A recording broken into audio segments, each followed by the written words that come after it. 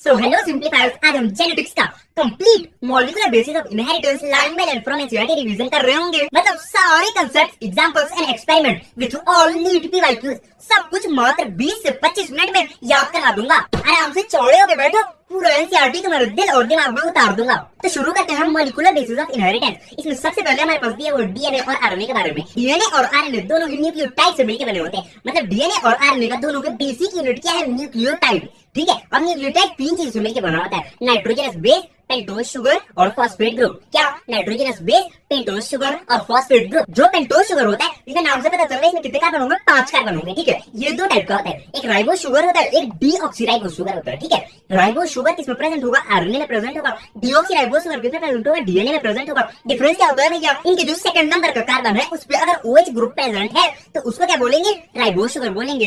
अगर उस second number के कार्बन पर OH ग्रुप एब्सेंट है या फिर OH ग्रुप नहीं है तो इसको क्या बोलेंगे? डीऑक्सीराइबोज। नाम से भी पता चल रहा है वहां पे एक ऑक्सीजन कम है। डीऑक्सीराइबोज में सेकंड नंबर के कार्बन पे OH ग्रुप नहीं होता है। That's it. उसके बाद आता है हमारे पास nitrogenous base. Nitrogenous base 2 type के होते हैं, पहला प्यूरिन एंड दूसरा पाइरिमिडीन। प्यूरिन कितने टाइप का था? 2 टाइप के होते हैं, एडेनिन और ग्वानिन। और पाइरिमिडीन कितने टाइप के होते हैं? 3 टाइप के होते हैं, साइटोसिन, थायमिन और uracil.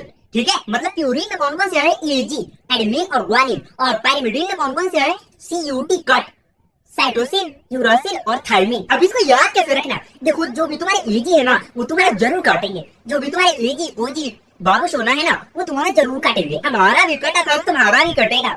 AG that is adenine and guanine क्या है? प्यूरिन। और cut CUT, cut, cytosine, thymine और यूरासिल वो क्या है? पाइरिमिडीन। क्लियर? अब इसके बाद वाले पैराग्राफ में हमारे पास दिया हुआ है पूरे चैप्टर की समरी, हमें क्या क्या पढ़ना है। ठीक है, देखो बहुत ध्यान से सुनना, तुम्हारा आधा चैप्टर यहीं पे क्लियर हो जाएगा। देखो, जो भी इससे पहले वाले जेनेटिक्स वाले चैप्टर में मेंडल जी फैक्टर चिल्ला रहे थे, जो मेंडल जी हमारे पास फैक्टर चिल्ला रहे थे, वो हमें लास्ट में पता चल गया था कि वो एक जीन होता है जो कि हमारे फिनोटाइप के लिए कोड करता है। वो किस फॉर्म में प्रेजेंट होता है? डीएनए के फॉर्म में प्रेजेंट होता है। तो डीएनए से जीन जो डीएनए के फॉर्म में प्रेजेंट है, डीएनए से डीएनए बनेगा, उसको क्या बोलेंगे? रेप्लिकेशन बोलेंगे। डीएनए से डीएनए बनेगा तो उसको क्या बोलेंगे? रेप्लिकेशन बोलेंगे। किससे बनेगा? DNA dependent DNA polymerase. DNA से ही डीएनए बन रहा है तो DNA dependent DNA polymerase use होगा। और अगर डीएनए से आरएनए बनेगा तो उसको क्या बोलेंगे? ट्रांसक्रिप्शन बोलेंगे। ट्रांसक्रिप्शन बोलेंगे। कौन करवाएगा? DNA dependent RNA polymerase. बहुत सिंपल है, DNA dependent RNA polymerase. DNA पे डिपेंड होकर वो क्या बनवा रहा है? आरएनए बनवा रहा है। डीएनए से आरएनए बन रहा है तो कौन करवाएगा? DNA dependent RNA polymerase. उसके बाद अगर आरएनए से प्रोटीन बनेगा तो उस प्रोसेस को क्या बोलेंगे? ट्रांसलेशन बोलेंगे। अब यहीं पर एक और बात सुन लो, तुम्हारे जीवन की आधी समस्या खत्म हो जाएगी। देखो, अगर शुगर पर नाइट्रोजन बेस आके जुड़ता है उसको क्या बोलेंगे? न्यूक्लियोसाइड। मतलब न्यूक्लियोसाइड में 2 चीजें होती है, नाइट्रोजन बेस और शुगर। नाइट्रोजन बेस शुगर से किस चीज से जुड़ा होता है? N glycosidic linkage. और अगर न्यूक्लियोसाइड के आके फॉस्फेट जुड़ जाता है तो उसको क्या बोलेंगे? न्यूक्लियोटाइड। मतलब तुम्हें सिर्फ इतनी सी बात याद रखनी है कि न्यूक्लियोटाइड में सिर्फ 2 चीजें होती है, नाइट्रोजन बेस और शुगर। किससे जुड़े होते हैं? N glycosidic linkage. और न्यूक्लियोटाइड में 3 चीजें होती है, नाइट्रोजन बेस, शुगर और फॉस्फेट। फॉस्फेट किससे जुड़ा होता है? फॉस्फोडाइस्टर बॉन्ड से। क्लियर? चमका। उसके बाद आता है हमारे पास डीएनए। इसमें 4 वैल्यूज दी हुई है, 4 बहुत ही इंपॉर्टेंट, मतलब बहुत ही इंपॉर्टेंट। पूरी 4 वैल्यूज तुम्हें बाय हार्ट पूरे दिमाग में फिट होनी चाहिए। भले तुम अपनी बीवी का नंबर भूल जाओ लेकिन ये 4 नंबर तुम्हें बिल्कुल किसी भी कीमत पे नहीं भूलने हैं। सबसे पहले 5x बैक्टीरियोफेज, 5386 न्यूक्लियोटाइड। उसके बाद आता हमारे पास lambda 48502 base pairs, 48502 base pairs. उसके बाद आता है हमारे पास इकोलाई 4.6 into 10 की पावर 6 बेस पेयर्स। 4.6 यहाँ पे है, 10 की पावर 6 याद रहेगा। उसके बाद होता है हमारे पास ह्यूमन डीएनए 3.3 into 10 की पावर 9। 3 into 3 क्या होता है? 9 होता है। तो याद रहेगा तुम्हारे पास 3.3 into 10 की पावर 9 बेस पेयर्स। ये किसमें है? हैप्लॉइड में है। बहुत इंपॉर्टेंट है, ये किसका वैल्यू है? हैप्लॉइड का है। अगर तुम्हारे ह्यूमन सेल में अगर डीएनए का वैल्यू, बेस पेयर्स का वैल्यू पूछ लिया गया, इसको डबल बताना है, 6.6 into 10 की पावर 9। ये तुम्हारे हैप्लॉइड सेल का मतलब स्पर्म और ओवम का डीएनए कंटेंट है। अगर नॉर्मल सेल में पूछ लिया तो इसको डबल करके दैट इज 2m करके बताएंगे, 6.6 into 10 की पावर 9। क्लियर? चमका। उसके बाद हमारे पास एनसीईआरटी में क्या दिया हुआ है? Structure of polynucleotide chain. तो बहुत सिंपल है, बहुत ध्यान से सुनना। पहले तो एक पेंटोज शुगर बना लो, यहाँ पे ऑक्सीजन होगा। उसके बाद नंबरिंग करते हैं 1 2 3 4 5। C5 यहाँ पे होता है। C1 से क्या अटैच होता है? नाइट्रोजन बेस अटैच होता है। C5 से क्या अटैच होता है? फॉस्फेट ग्रुप अटैच होता है। मतलब C1 से क्या अटैच होगा? नाइट्रोजन बेस अटैच होगा। C5 से क्या अटैच होगा? फास्फोरस ग्रुप अटैच होगा। ये हो गया हमारे पास न्यूक्लियोटाइड। इसके बाद जो दूसरा न्यूक्लियोटाइड है ना, इसके नीचे आके अटैच होगा, कहाँ से अटैच होगा 3' जो पहला न्यूक्लियोटाइड का जो 3' वाला जो OH है वो खाली है ना, वहां पे आके अटैच होगा कौन, दूसरा न्यूक्लियोटाइड। और यहाँ पे कौन सा बॉन्ड बनेगा, फॉस्फोडाइस्टर बॉन्ड बनेगा। मतलब दूसरे कार्बन के 5' पे जो प्रेजेंट है फॉस्फोरस, वो कहाँ पे जाके अटैच होगा 3' ऑफ प्रीवियस, दैट इज पहले वाला न्यूक्लियोटाइड। पहले वाले न्यूक्लियोटाइड के 3' OH जो खाली था वहाँ पे दूसरा न्यूक्लियोटाइड ले जाके हमने ऐड कर दिया। Simple as clear. मतलब तुम्हें याद रखना, तुम्हें बस सिंपल सी इतनी बात याद रखनी है कि जो न्यूक्लियोटाइड चेन होता है उसके 2 एंड्स होते हैं, एक 5' एंड होता है, एक 3' एंड होता है। 5' एंड पे फॉस्फेट ग्रुप प्रेजेंट होता है, 3' एंड पे क्या प्रेजेंट होता है, OH प्रेजेंट होता है, 3' एंड खाली होता है। तो कोई भी पॉलीन्यूक्लियोटाइड चेन है उसके 2 एंड्स होते हैं, 5' to 3' एंड। ठीक है, क्लियर। अब इसमें बहुत इंपॉर्टेंट है, एक बात तुम कहीं पे स्टार मार के लिख लो। अब मैं तो बोल रहा हूँ एनसीईआरटी के बाहर लिख लो, या फिर मॉलिक्यूलर बेसिस ऑफ इनहेरिटेंस, या फिर जहाँ पे जेनेटिक्स स्टार्ट हो रहा है वहीं पे बड़ा बड़ा स्टार मार करके लिख लो। कहीं भी कभी भी जब भी डीएनए और आरएनए बनेगा वो हमेशा 5' to 3' ही बनेगा, हमेशा 5' to 3' ही बनेगा। कहीं पे भी किसी कीमत पे डीएनए और आरएनए कहीं पे भी बन रहा है तो वो हमेशा 5' to 3' ही बनेगा। इस बात को तुम अपने दिमाग में एकदम फिट कर लो। अब देखो यहाँ पे वही सब लिखा हुआ है जो तुमने अभी बताया मैंने। 5' एंड पे फॉस्फेट ग्रुप प्रेजेंट होता है, 3' एंड पे खाली होता है, यहाँ पे OH प्रेजेंट होता है। और जो पॉलीन्यूक्लियोटाइड का जो बैकबोन होता है वो किससे बनता है, शुगर और फॉस्फेट के चेन से। तो फॉस्फोडाइस्टर बॉन्ड्स बन रहे हैं ना, वो क्या बनाते हैं, backbone of polynucleotide. That's it, clear. इसके बाद आता हमारे पास कहानी, कंसेप्ट वाला पार्ट खत्म। बिल्कुल पेन और एनसीईआरटी साइड में रख दो, आराम से चढ़े हो गए। मैं तुम्हें पूरा कहानी नानी की तरह कहानी सुनाऊंगा, पूरा कहानी तुम्हें याद हो जाएगा। सबसे पहले फेडरिक मीजर जो है कब आए, 1869 में। 69 का भी तुम भूल ही नहीं सकते। इन्होंने क्या बोला, डीएनए को न्यूक्लियन बोला। सिर्फ इनका इतना काम था, इन्होंने डीएनए को क्या बोल दिया, न्यूक्लियन बोल दिया। उसके बाद हमारे पास वाटसन एंड क्रिक कब आए, 1953 में। वाटसन और क्रिक जो आए उन्होंने चुरा लिया, क्या किया, चुरा लिया। किसका, विल्किंस और फ्रैंकलिन का एक्स-रे डिफ्रैक्शन टेक्निक। विल्किंस और फ्रैंकलिन जी ने दिन रात मेहनत करके अपना खून पसीना एक करके एक डाटा बनाए, एक डाटा तैयार किया। उस डाटा क्या बोलते हैं, एक्स-रे डिफ्रैक्शन डाटा। और वाटसन और क्रिक जी आए, वाटसन और क्रिक आए और उन्होंने चुरा लिया। मेहनत नहीं करना, चुरा लो। एक्सपेरिमेंट नहीं करना, चुरा लो। और इस डाटा के एक्स-रे डिफ्रैक्शन डाटा के बेसिस पे उन्होंने क्या प्रपोज कर दिया, double helix model. On the basis of X ray diffraction data of Wilkins and Franklin, Watson and Crick proposed the double helix model of DNA.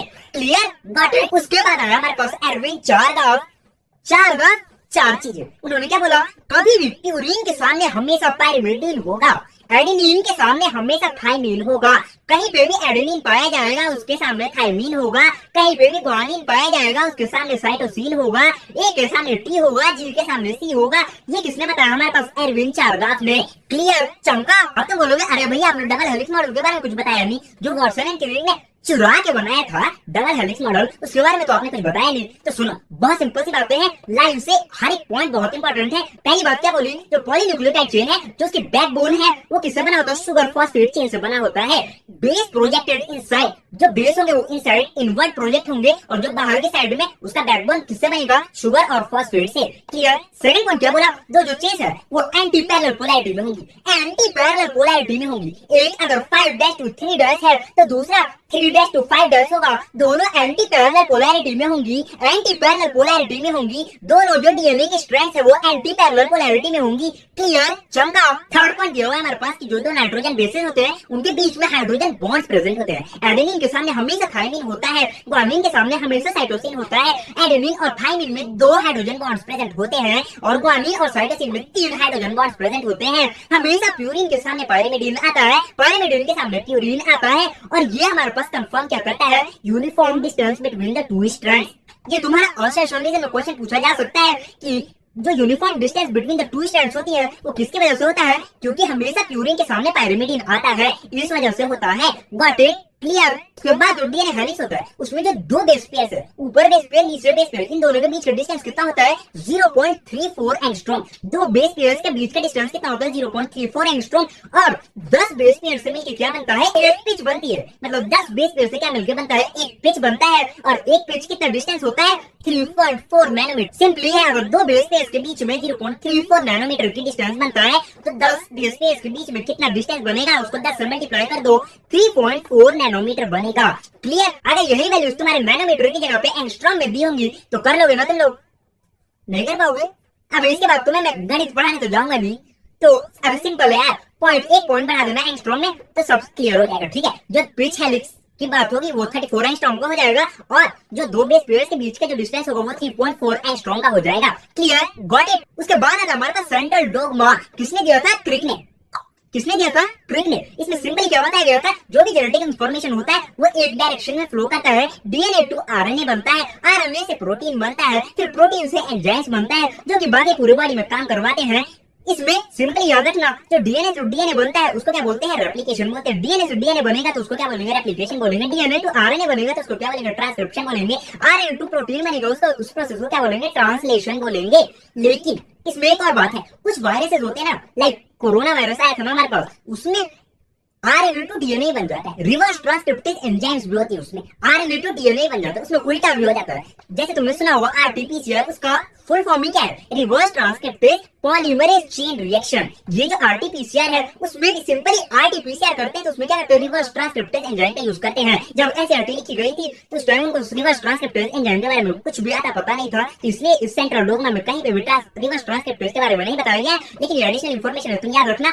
बाकी क्लियर? चमका? उससे बाद आता हमारे पास पैकेजिंग ऑफ डीएनए मटेरियल। ठीक है, सिंपल इसमें क्या याद रखना है? सिंपल सी बात है, जो 2.2 मीटर का इतना लंबा डीएनए है उसको कैसे पैक करके इतने छुटकों से सेल में कैसे डाल देते हैं, तो इसको पैकिंग करते होंगे ना। देखो जो डीएनए होता है ना वो हिस्टोन ऑप्टामर के अराउंड रैप होता है। देखो मैं तुम्हें दिखाता हूँ। देखो ये हो गया हमारे पास डीएनए, ये हमारे पास डीएनए हो गया, ये हमारे हिस्टोन ऑप्टामर के अराउंड ऐसे रैप होता है, ऐसे रैप हो गया।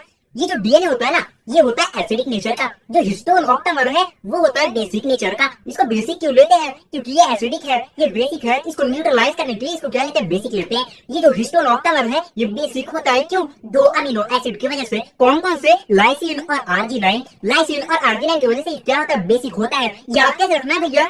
लाइसिन और आर्जिनाइन। ला मैं पैकेजिंग करवाता हूँ, ये क्या बोलता है? ला मैं पैकेजिंग करवाता हूँ, लाइसिन और आर्जिनाइन। क्लियर? तो डीएनए हिस्टोन ऑप्टामर के अराउंड रैप करके एक न्यूक्लियोसोम बनाता है। एक न्यूक्लियोसोम में कितने होते हैं? 200 बेस पेयर्स होते हैं, मात्र 200 बेस पेयर्स होते हैं। और चेन ऑफ न्यूक्लियोसोम को क्या बोलते हैं? क्रोमेटिन फाइबर बोलते हैं। क्रोमेटिन फाइबर कैसे दिखता है? बीड्स ऑन अ स्ट्रिंग जैसे। एक स्ट्रिंग होती है उसमें एक न्यूक्लियोटाइड, दूसरा न्यूक्लियोटाइड, तीसरा न्यूक्लियोटाइड, चौथा न्यूक्लियोटाइड। ये कैसे दिख रहा है कि एक जो लाइन है एक धागे पे मोतियां लगी हुई है, इसको क्या बोलते हैं? Beads on the string. ऐसा दिखता है हमारे पास chromatin fibre. Chromatin fibre further coil और कंडेंस होकर क्या बनाता है? हमारे पास क्रोमोसोम, जो कि हमारे पास दिखता है at the time of division. Got it? हो गया तुम्हारा पैकेजिंग खत्म? नहीं, यहाँ पे नॉन हिस्टोन क्रोमोसोमल प्रोटीन्स आते हैं जो कि हायर लेवल पे पैकेजिंग करवाते हैं। इसमें सिंपल याद रखना, दो टाइप के पैकेजिंग करने के बाद दो टाइप के क्रोमेटिन बनते हैं, यूक्रोमेटिन और हेटेरोक्रोमेटिन। जो यूक्रोमेटिन होता है वो लूजली पैक होता है, वो लूजली पैक होता है, और जो हेटेरोक्रोमेटिन होता है वो डेंसली पैक्ड होता है। तो जो लूजली पैक्ड होगा उसी को तो खोल के हम उसको अलग अलग करके उसका ट्रांसक्रिप्शन करवा पाएंगे, उसका रेप्लिकेशन करवा पाएंगे। तो इसीलिए यूक्रोमेटिन जो कि लूजली पैक्ड होता है वो ट्रांसक्रिप्शनली एक्टिव होता है, और जो हेटेरोक्रोमेटिन जो कि डेंसली पैक्ड होता है वो ट्रांसक्रिप्शनली इनएक्टिव होता है। क्लियर? चमका? नेक्स्ट वी है सर्च ऑफ जेनेटिक मटेरियल। देखो इसमें पूरी कहानी है, पूरी कहानी बताऊंगा। पेन और एनसीईआरटी सामने रख दो, बिल्कुल ध्यान से सुनना, पूरी कहानी याद हो जाएगी, सारे एक्सपेरिमेंट्स याद हो जाएंगे। देखो जो मीजर थे उन्होंने जो डीएनए था उसको न्यूक्लियन बोल दिया था। उसके बाद जो मेंडल जी है उन्होंने बहुत सारे एक्सपेरिमेंट किए, उनको पता चल गया कि कुछ तो है जो कि एक जनरेशन से दूसरी जनरेशन में जाता है। सिर्फ कुछ नहीं पता इसके बारे में। ठीक है, उन्होंने क्या बोला? कुछ तो है जो एक जनरेशन से दूसरी जनरेशन में जाता है। उसके बाद आए हमारे पास ग्रिफिथ जी थे, उन्होंने चूहे मारे हैं। अपनी जिंदगी में उनका एक ही काम था, चूहा मारो। ठीक है, उन्होंने चूहे मारे हैं। उन्होंने स्ट्रेप्टोकोकस निमोनिया लिया था। निमोनिया दो टाइप के थे, एस स्ट्रेन और आर स्ट्रेन। जो एस स्ट्रेन था वो वायरुलेंट वाला था, वायरल वाला कौन था? S strain. और जो आर स्ट्रेन था वो नॉर्मल था, इससे कोई डिजीज कॉज नहीं होता था। सीआईडी के एग्जांपल से याद रखो। देखो जो ग्रिफिथ जी थे उन्होंने सिर्फ इतना बोला, कुछ तो गड़बड़ है, कुछ तो ऐसा है जो डिजीज बैक्टीरिया में से नॉर्मल बैक्टीरिया में जा रहा है, कुछ तो गड़बड़ है। दया, उसके बाद हमारे पास दया, that is Avery MacLeod and McCarty. उन्होंने बोला कि एक सैंपल लिया, उसमें प्रोटीन डाला, that is protein digestive enzyme, ट्रांसफॉर्मेट फिर भी हो रहा था। उसके बाद उन्होंने आरएनए डाइजेस्टिव एंजाइम डाला, आरएनए डाला, फिर भी ट्रांसफॉर्मेट हो रहा था। उसके बाद लास्ट में जाके उन्होंने डीएनए डाला, डीएनए डाइजेस्टिव एंजाइम, तब जाके ट्रांसफॉर्मेट नहीं हो रहा था। तो यहाँ से साफ पता चल गया कि जो कुछ जा रहा है, जो ग्रिफिथ जी, जो एसीबी प्रतिबंध जी जो बोल रहे थे कि कुछ तो जा रहा है, वो क्या है? डीएनए है। तो सबसे पहली बार किसने बताया था कि DNA is a hereditary material, Avery MacLeod and McCarty, लेकिन इनके पास कोई डिग्री नहीं थी। इन्होंने कोई एक्सपेरिमेंट, कोई खासा एक्सपेरिमेंट नहीं किया था, तो इनकी बात को कोई मान नहीं रहा था, इनकी बात को कोई सुन नहीं रहा था। तो उसके बाद आया हमारे पास हसन चेज जी है, कौन है वो? एज डॉक्टर शाहरुख, समझो, ठीक है। इनके पास मस्त डिग्री है, ये डॉक्टर है, ये एक्सपेरिमेंट करते हैं। इन्होंने एक्सपेरिमेंट किया, फुल फ्लैश से एक एक्सपेरिमेंट किया और उसके बेसिस में बताया कि डीएनए एक हेरिडिटरी मटेरियल है। इन्होंने क्या किया? रेडियो एक्टिव सल्फर और फास्फोरस लिया, रेडियो एक्टिव सल्फर लिया जो कि सिर्फ प्रोटीन में प्रेजेंट होता है। अब सल्फर कंटेनिंग अमीनो एसिड बताओ कौन से होते हैं? सिस्टीन और मिथ्योनिन। तो सल्फर किसमें प्रेजेंट होता है? सिर्फ प्रोटीन में प्रेजेंट होता है। और रेडियो एक्टिव फास्फोरस लिया जो कि सिर्फ डीएनए में प्रेजेंट होता है। तो ये रेडियो एक्टिव फास्फोरस लिया, रेडियो एक्टिव सल्फर लिया, तो जो रेडियो एक्टिव मटेरियल है वो जहां जहां भी जाएगा हमें पता चल जाएगा। तो अगर सेल के अंदर रेडियो एक्टिव सल्फर पाया जाता है, जो कि सल्फर सिर्फ कहां पाया जाता है? प्रोटीन में पाया जाता है, तो हमें पता चल जाएगा जो प्रोटीन चीज है वही सेल के अंदर जा रही है। तो प्रोटीन को हेरिडिटरी मटेरियल बोल देते हैं, जो कि ऐसा नहीं हुआ। और अगर रेडियो एक्टिव फास्फोरस अंदर चला जाता है, जो कि फास्फोरस सिर्फ डीएनए में प्रेजेंट होता है, तो हमें पता चल जाएगा कि जो अंदर जाने वाली चीज है वो क्या है? डीएनए है। तो जो हमने एक्सपेरिमेंट किया उसमें लास्ट में जब हमने इसका सेंट्रीफ्यूगेशन करवाया, तो जो रेडियो एक्टिव जो सल्फर था वो बाहर सुपरनेटेंट में दिखा। इसमें साफ पता चल गया कि सल्फर तो अंदर नहीं गया, इसका मतलब प्रोटीन हेरिडिटरी मटेरियल नहीं है। और इसके जो सुपरनेटेंट था उसमें कोई भी रेडियो एक्टिविटी नहीं थी। रेडियो एक्टिविटी कहाँ थी? सेल के अंदर। इसमें साफ पता चल गया कि जो फास्फोरस है वो अंदर चला गया है। तो फास्फोरस किसमें प्रेजेंट होता है? वो डीएनए में प्रेजेंट होता है। तो डीएनए क्या है? हेरिडिटरी मटेरियल है। क्लियर? Got it? हमें सिर्फ इतना ध्यान रखना है। ग्रिफिथ जी ने क्या बोला? कुछ तो गड़बड़ है गया, कुछ तो ऐसा है जो जा रहा है। ग्रिफिथ जी का रोल यहीं पे खत्म हो गया। उसके बाद हमारे पास एवेरी मैक्लियोड एंड मैककार्डी। इन्होंने डीएनएज, आरएनएज और प्रोटीएज यूज किए और सबसे पहली बार क्या बताया कि जो हेरिडिटरी मटेरियल है वो डीएनए है। लेकिन इनकी बात नहीं सुनी गई, इनको कोई सुनता ही नहीं था, इनकी कोई बात ही नहीं सुनता था, इनको कोई किसी ने अप्रूवल नहीं दिया, तो इनकी बात को खारिज कर दिया गया। उसके बाद आया हमारे पास हर्शे एंड चेज। इन्होंने क्या किया? एक्सपेरिमेंटल प्रूफ दिया। इन्होंने अनइक्वोकल प्रूफ दिया। इन्होंने प्रूफ दिया कि किसके हेल्प से? रेडियो एक्टिव फास्फोरस और रेडियो एक्टिव सल्फर का यूज करके, जो कि फास्फोरस सिर्फ प्रेजेंट होता है किसमें? डीएनए में, सल्फर किसमें प्रेजेंट होता है? आरएनए में। इसके एक्सपेरिमेंट के बेसिस पे इन्होंने प्रूफ दिया कि जो भी हेरिडिटरी मटेरियल होता है वो डीएनए होता है। तो बाद में जाके जो हर्शे और चेज का जो एक्सपेरिमेंट था इसको प्रूफ माना गया। क्लियर? Got it? इसके बाद होता है हमारे पास property of genetic material DNA versus RNA. ठीक है, अब देखो ये तुम्हारा आइडियल जो जेनेटिक मटेरियल है उसके कैरेक्टर्स हैं। अब इस बेसिस पे डीएनए को क्यों चुना गया आरएनए के रिस्पेक्ट में? देखो क्लियर सी बात है, तो डीएनए है उस पे 2'OH एब्सेंट है, तो यहाँ पे स्लो चेंजेस होंगे, लेस रिएक्टेबल होगा और मोर स्टेबल होगा, इसलिए डीएनए का अपर हैंड मिला के बाद इसमें थाइमिन प्रेजेंट होता है इंस्टेड ऑफ यूरासिल। ये एडिशनली स्टेबिलिटी देता है किसको? डीएनए को। ये बात मत भूल जाना, बहुत लोग इस बात को मिस कर जाते हैं, ये एग्जाम में आ सकता है, बहुत इंपॉर्टेंट है। तो हम कंक्लूजन पे क्या पहुंचे कि जो डीएनए है वो ज्यादा स्टेबल है और preferred as a storage of the genetic material. वो जेनेटिक मटेरियल को स्टोर करके रखने के काम आता है। और जो आरएनए है वो बेटर कैंडिडेट है किसके लिए? Transmission of the genetic information. मतलब जो जेनेटिक इंफॉर्मेशन जो जाएगी वो किससे जाएगी? आरएनए से। तो क्लियर? Got it? मतलब जो डीएनए है वो storage of the genetic material के काम आता है और जो आरएनए है वो transmission of the genetic information के काम आता है, जो कि प्रोटीन बनवाता है। Got it? क्लियर? अब आता है हमारे पास रेप्लिकेशन। बहुत इंपॉर्टेंट है, बहुत आसान है, बहुत ध्यान से सुनना, पूरा याद रखना। देखो जो डीएनए है वो कॉम्प्लीमेंट्री होते हैं, सेमी कंजर्वेटिव होते हैं। मतलब एक स्ट्रैंड के आगे हमें जेनेटिक इंफॉर्मेशन पता है, एक स्ट्रैंड हमें पता है, तो उसका सामने वाला जो स्ट्रैंड है वो हम खुद बता देंगे। ए के सामने टी होगा, टी के सामने ए होगा, जी के सामने सी होगा, सी के सामने जी होगा। तो अगर हमें एक स्ट्रैंड की चीजें पता है तो दूसरी चीजें तो हम खुद बता देंगे। तो इसलिए डीएनए जो होता है वो सेमी कंजर्वेटिव होता है। सिंपल, सेमी कंजर्वेटिव का मतलब यही होता है। क्लियर? अब इस सेमी कंजर्वेटिव नेचर को प्रूव करने के कुछ एक्सपेरिमेंट हुए थे, मतलब जो वाटसन एंड क्रिक थे, उन्होंने सेमी कंजर्वेटिव पहली बार बोल के डीएनए को तो चले गए, लेकिन इसका कोई प्रूफ नहीं दिया, कोई एक्सपेरिमेंट नहीं दिया। इसके बाद इसको प्रूव करने वाले सबसे पहले कौन थे? मैसेल्सन एंड स्टार। मतलब जो सेमी कंजर्वेटिव नेचर है उसको दिया किसने था? वो वाटसन एंड क्रिक ने दिया था। इसको एक्सपेरिमेंटली प्रूव किसने किया था? मैसेल्सन और स्टार ने। इन्होंने क्या किया था? सिंपली जो नाइट्रोजन है उसका हैवी आइसोटोप लिया था, रेडियोएक्टिव नाइट्रोजन नहीं, हैवी आइसोटोप ऑफ नाइट्रोजन लिया था, दैट इज N15। इसमें ध्यान क्या रखना है, मैसेल्सन और स्टार ने N15 नाइट्रोजन यूज किया था, जो कि एक हैवी आइसोटोप है किसका? नाइट्रोजन का। इसको अलग कैसे किया था? इन्होंने टेक्निक का नाम किया था डीएनए सेंट्रीफ्यूगेशन टेक्निक, और इन्होंने मीडियम क्या लिया था? Caesium chloride. That's it. Clear? उसके बाद हमारे पास टायलर एंड कलीग, इन्होंने भी सेम एक्सपेरिमेंट को प्रूव किया था। Semi conservative nature of DNA को प्रूव किया था बाय द यूज ऑफ वीसिया फागा, दैट इज तावाबीन को यूज किया था, और इन्होंने रेडियो एक्टिव थायमिडीन यूज किया था। इन्होंने यूज किया था रेडियो एक्टिव थायमिडीन। मतलब क्वेश्चन आए रेडियो एक्टिव थायमिडीन यूज करके वीसिया फागा पे एक्सपेरिमेंट करके semi conservative nature of DNA को किसने प्रूव किया था? तो आंसर जाएगा क्या? Tyler and colleagues. तो यहाँ पे दो एक्सपेरिमेंट हुए थे, किसको? सेमी कंजर्वेटिव को प्रूव करने के लिए। पहला किसने किया था? मर्सेल लॉरेंस हॉल ने। दूसरा किसने किया था? टायलर और कलीग्स ने। क्लियर?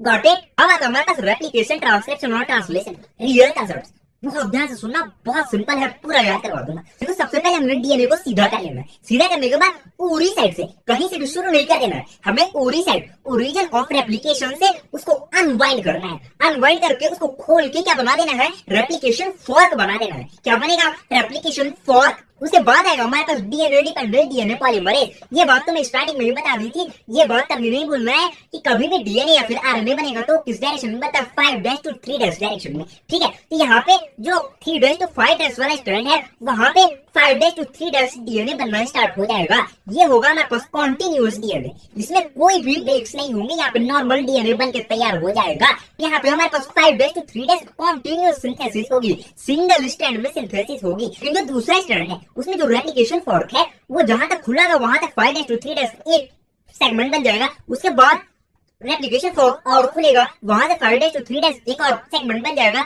और उसके बाद एक और रेप्लिकेशन फॉर्क थोड़ा सा और खुलेगा, वहां पे फिर 5' to 3' एक और डीएनए सेगमेंट बन जाएगा। तो मतलब जो एक स्ट्रैंड होगा वो कॉन्टिन्यूअस सिंथेसिस करवाएगा। वो क्या होगा? लीडिंग स्ट्रैंड होगा। मतलब वहां पे कॉन्टिन्यूअस सिंथेसिस हो रही है तो ये आगे निकल जाएगा, तो इसको क्या बोलेंगे? लीडिंग स्ट्रैंड बोलेंगे। और जो दूसरा स्ट्रैंड है वो डिसकंटिन्यूअस बनेगा। मतलब वो डिसकंटिन्यूअस सिंथेसिस हो रही है उसकी।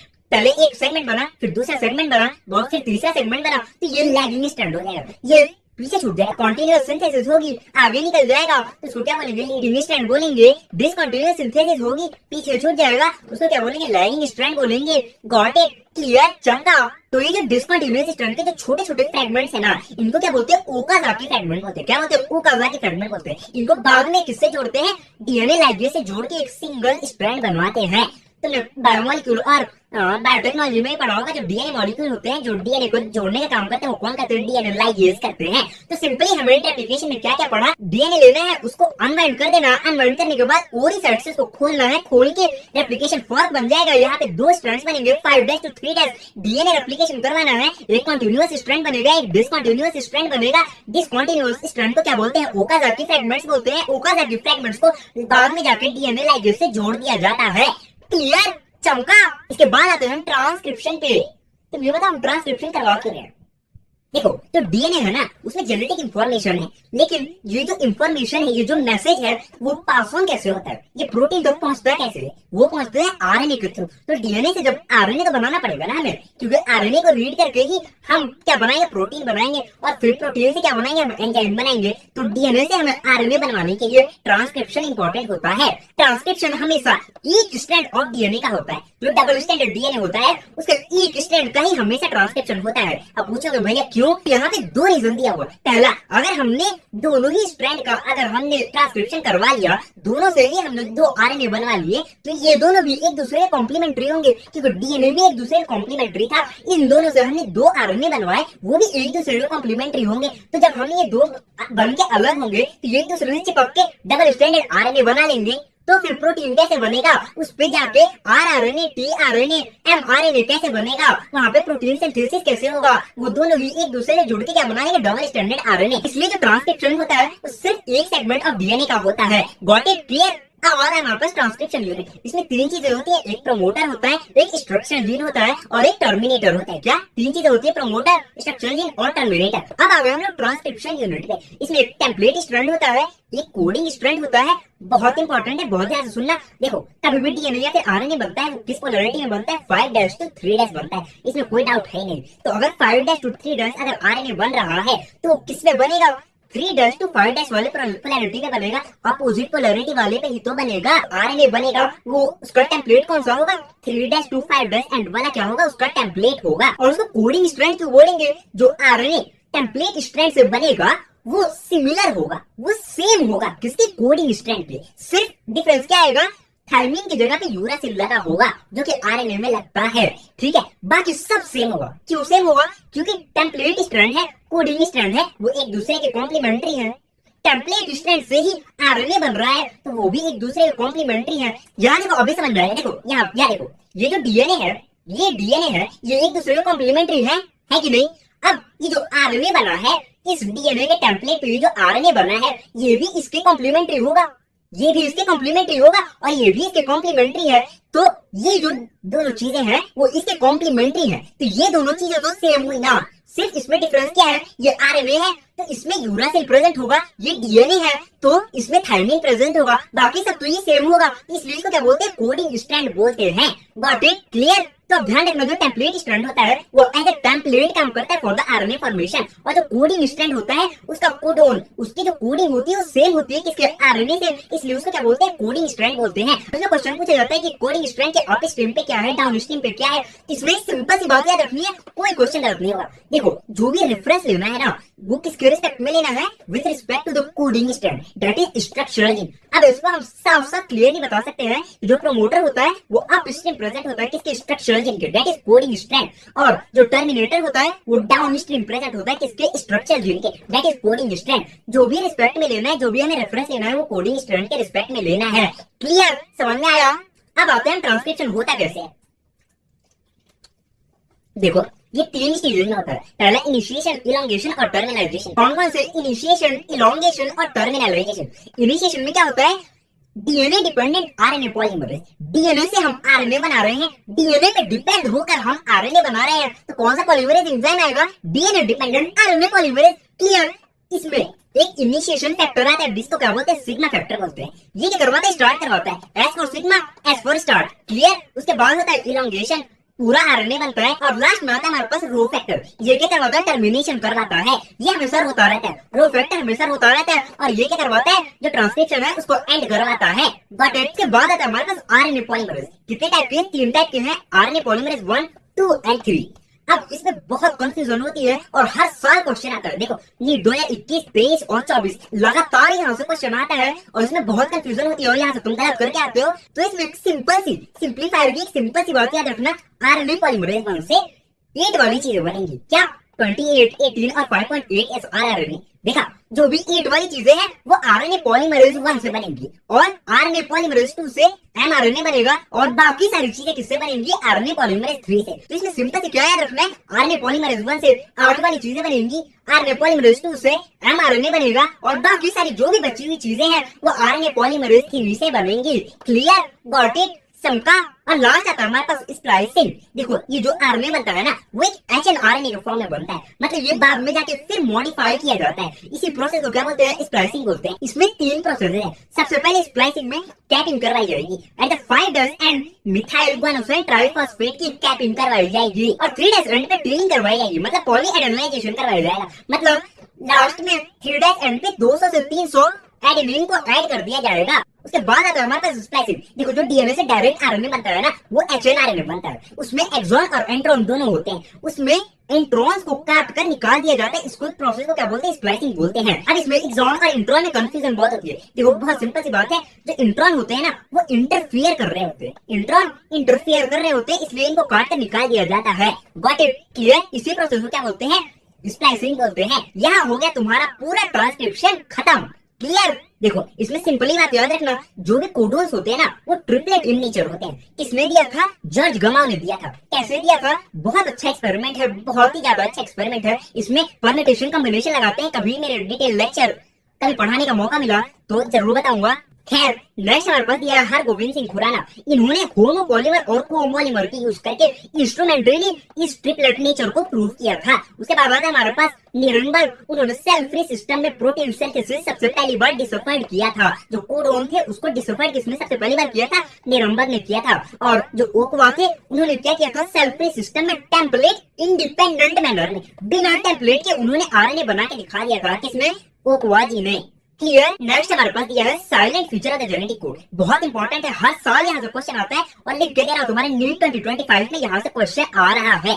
ठीक है, पहला हमारे पास क्या दिया हुआ है, जो कोडोन होते हैं वो ट्रिप्लोइड नेचर होते हैं। 61 कोडोन जो होते हैं वो किसी न किसी अमीनो एसिड के लिए कोड कर रहे होते हैं, लेकिन जो 3 कोडोन होते हैं UAA, UAG, UGA, वो किसी के लिए भी कोड नहीं कर रहे होते, इसलिए इसको क्या बोलते हैं, स्टॉप कोडोन्स बोलते हैं। सेकंड, जो कोडोन होते हैं वो डीजेनरेटिव नेचर होते हैं। मतलब क्या है, सिंपली जो एक अमीनो एसिड है वो एक से ज्यादा कोडोन से कोड हो सकता है, मल्टीपल कोडोन से कोड हो सकता है एक ही अमीनो एसिड, उसको क्या बोलते हैं, डीजेनरेटिव नेचर बोलते हैं। थर्ड, जो कोडोन होते हैं वो कॉन्टिन्यूअस फैशन में होते हैं, उसमें कोई पंक्चुएशन नहीं होता है। फोर्थ, यूनिवर्सल नेचर होता है, मतलब अगर ह्यूमन बॉडी में AUG अगर मिथ्योनिन के लिए कोड कर रहा है तो भालू हो, बकरी हो, चाहे बैक्टीरिया हो, उस सब में जो AUG होगा वो मिथ्योनिन के लिए ही कोड कर रहा होगा। इसको क्या बोलते हैं, यूनिवर्सल नेचर। तभी तो तुमने बायोटेक्नोलॉजी में पढ़ा होगा कि तुम बैक्टीरिया में इंसुलिन बना के अपनी बॉडी में यूज करते हो, क्योंकि जो कोडोन्स होते हैं, जो अमीनो एसिड्स होते हैं वो यूनिवर्सल होते हैं। उसके बाद आता है हमारे पास सिर्फ AUG जो होता है, उसको डुअल फंक्शन होते हैं। एक पहले तो ये स्टार्ट कोडोन होता है, दूसरा ये मिथ्योनिन के लिए भी कोड करता है, ठीक है। उसके बाद आता है हमारे पास फिर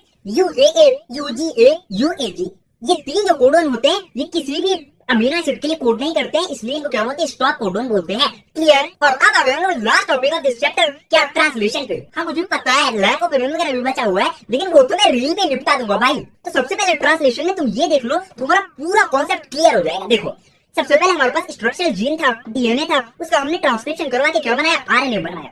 क्या, mRNA बनाया। अब RNA 3 टाइप के होते हैं, एक mRNA होता है, एक tRNA होता है, एक rRNA होता है। जो mRNA होता है तो तुम्हें सिंपल से पता है कि DNA के ट्रांसक्रिप्शन से जो RNA बनता है उसको क्या बोलते हैं, mRNA बोलते हैं। और जो tRNA होता है वो ट्रैक्टर RNA होता है, मतलब वो हमेशा अमीनो एसिड को लेकर घूमता रहता है, इसको कैरी करके घूमता रहता है। कहीं पे भी mRNA दिखे, इसके पास एंटीकोडोन होता है, mRNA के पास कोडोन होता है, वहां पे जाके ये स्पेसिफिक सीक्वेंस पे अटैच हो जाता है, बस इसका इतना ही काम होता है। उसके बाद आता है हमारे पास rRNA, ये 2 सब यूनिट में होता है, स्मॉलर सब यूनिट, लार्जर सब यूनिट, और यही एक्चुअल में ट्रांसलेशन करवाता है। Got it, clear. तीनों RNA का तुम्हें फंक्शन याद हो गया, क्लियर। इसमें ध्यान रखना, एग्जाम में पूछ सकता है कि जो tRNA का सेकेंडरी स्ट्रक्चर होता है वो क्लोवर लीफ लाइक होता है, और जो एक्चुअल स्ट्रक्चर होता है वो इन्वर्टेड एल शेप होता है, ठीक है। तो secondary structure clover leaf like होगा और एक्चुअल स्ट्रक्चर क्या, इन्वर्टेड एल टाइप होगा। अब आ जाओ ट्रांसलेशन प्रोसेस पे, होता कैसे है। देखो, सबसे पहले होता है activation of the amino acid. इसमें जो tRNA होता है ना, जो ट्रैक्टर RNA होता है ना,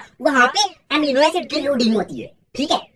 अमीनो एसिड होता है वो ATP का यूज करके tRNA पे अटैच होता है, वहां पे लोड होता है, और ये जो tRNA है वो जाके अपने चचा mRNA पे अटैच होता है, क्योंकि इसके पास होता है एंटी कोडोन और इसके पास क्या होता है, कोडोन होता है। तो ये स्पेसिफिक जगह पे जाके जिस अमीनो एसिड के लिए ये कोडोन कोड कर रहा होगा, तो tRNA अमीनो एसिड को इसके स्पेसिफिक कोडोन पे ले जाके अटैच करा देता है। नेक्स्ट, उसके बाद आता है हमारे पास नवाब साहब कौन, rRNA, स्मॉलर सब यूनिट और लार्जर सब यूनिट, वो इससे अटैच होते हैं और ट्रांसलेशन के प्रोसेस को स्टार्ट करते हैं। tRNA अमीनो एसिड को लाके इस स्पेसिफिक कोडोन पर अटैच करवाते जाते हैं, और जो स्मॉलर सब यूनिट और लार्जर सब यूनिट दैट इज rRNA है, उसमें पॉलीपेप्टाइड बॉन्ड बनाना शुरू कर देते हैं। यहाँ पे होता है इसका इलॉन्गेशन, और लास्ट टर्मिनेशन कैसे होता है, बाय द स्टॉप कोडोन। अब बताओ, स्टॉप कोडोन के लिए कोई tRNA नहीं है, तो tRNA नहीं है तो वहां पे कोई अमीनो एसिड लेके नहीं जाएगा, तो वहां पे कोई आगे प्रोसेस जा ही नहीं पाएगा। तो स्टॉप कोडोन पे क्या हो जाता है, ट्रांसलेशन खत्म हो जाता है। That's all about translation. इतना सिंपल सा था ट्रांसलेशन, क्लियर। चमका। इसमें एक और बात याद रखना,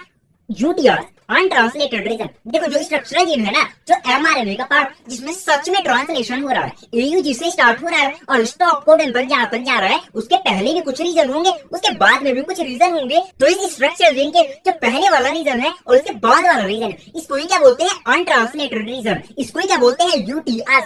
क्लियर। चंपा। खत्म। भाई साहब, इतना इंपॉर्टेंट चैप्टर है, एटलीस्ट 10 क्वेश्चन हर साल नीट में यहाँ से पूछे जाते हैं। 40 मार्क्स, समझ रहे हो तुम, 40 मार्क्स। तुम सिर्फ इस वीडियो को सेव कर लो, नीट में जाने से पहले 2 बार देख लेना, तुम्हारा एक क्वेश्चन यहाँ से डेवलप नहीं होगा। और नेक्स्ट लेक्चर में आई ट्राई नीट से पहले पूरा कंप्लीट बायोलॉजी NCERT 1 NCERT 2 का सारे एग्जाम्पल वन शॉट मात्र 20 मिनट में याद करवा दूं। यदि बायोटेक्नोलॉजी करे जो भी है, तुम एक बार कमेंट कर देना, आई ट्राई तुम्हें नीट से पहले मिल जाए। बाकी ये हाईलाइटेड NCERT चाहिए तो कमेंट कर देना, मिल जाएगा। और लास्ट नीट के लिए सिर्फ कुछ दिन बाकी है, जान लगा दो। हंसते रहो, मुस्कुराते रहो और सबसे मेन पढ़ते रहो।